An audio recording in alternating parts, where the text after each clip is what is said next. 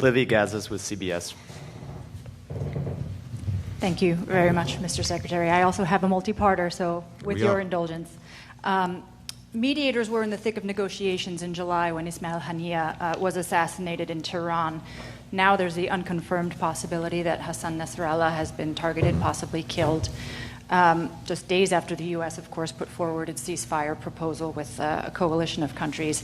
How can the U.S. continue to put its weight and credibility behind these proposals when it can make no assurances that its mediators won't be targeted and won't be killed?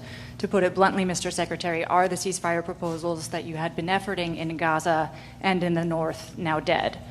On Iran, to date, Tehran seems to have been deterred through, as you mentioned, U.S. efforts from directly retaliating against Israel and other interests, including after the assassination of Haniyeh, including after the pager operation in Lebanon.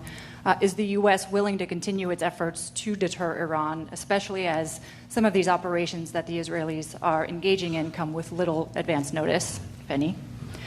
And on Ukraine, earlier this month, you and Foreign Secretary Lamy stood in Kyiv and said that you would continue deliberations about long-range weapons capabilities in Russia over the course of the UN General Assembly, engaging with Western allies. The Germans came out this week publicly to voice their opposition to that capability. Is there a clear answer from the U.S.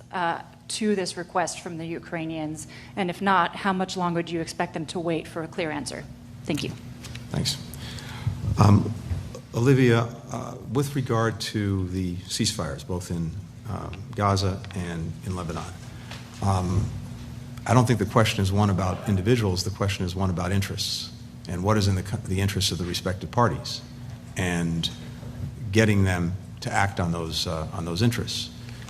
I mentioned a moment ago, in the case of Gaza, the interests of all concerned really should go to bringing this ceasefire agreement across the finish line that we've been working to do now for the last several weeks. It's manifestly in the interest of Israel, which in Gaza has accomplished the military objectives that it's set out at horrifically high cost for civilians who were caught in the crossfire that Hamas created.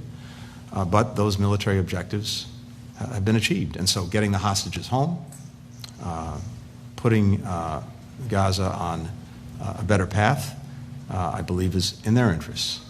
It's manifestly in the interests of people in Gaza who would get immediate relief from the war, immediate relief in terms of a surge of humanitarian assistance, and a commitment from the international community to help them rebuild their lives. And it should be in the interests of Hamas if, as it says, it represents the interests of those Palestinians in Gaza, because the ceasefire would advance those interests.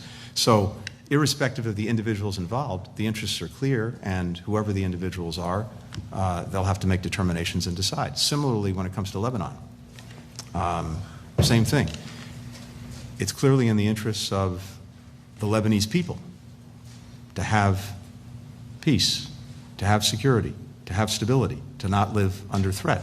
And certainly in their interest to avoid a wider war, where inevitably the biggest victim of such a war, those who would suffer the most, are the Lebanese people. And so those who purport to represent their interests and have their well-being at heart should find a way to act on those interests, irrespective of the individuals involved. And this is what so many of us are working to put forward. We've been very clear in not just what we've said, but also in what we've done, including the deployment of significant assets in the region, that we will do our part to deter further conflict, to deter escalation, to deter a widening war. And there are two sides to that coin. One, to avoiding that wider war. One is this deterrence, and we are committed to it. But the other is diplomacy.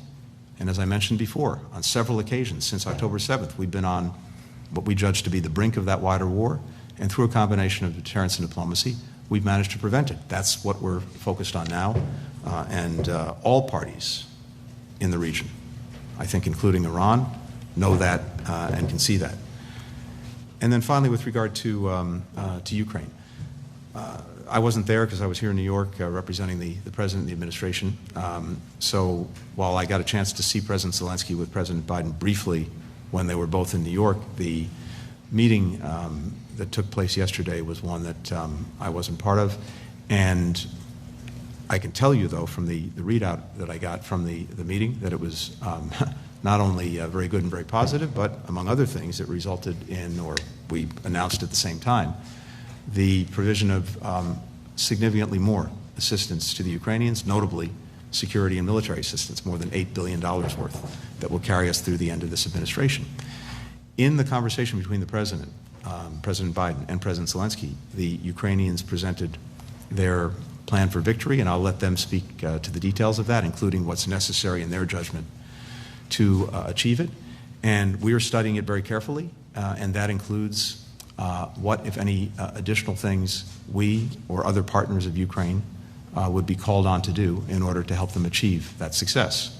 But the President's been very clear that he's committed to Ukraine's success. He's committed to making sure that they have what they need to effectively defend themselves as well. I've said it many times, and I'll say it again.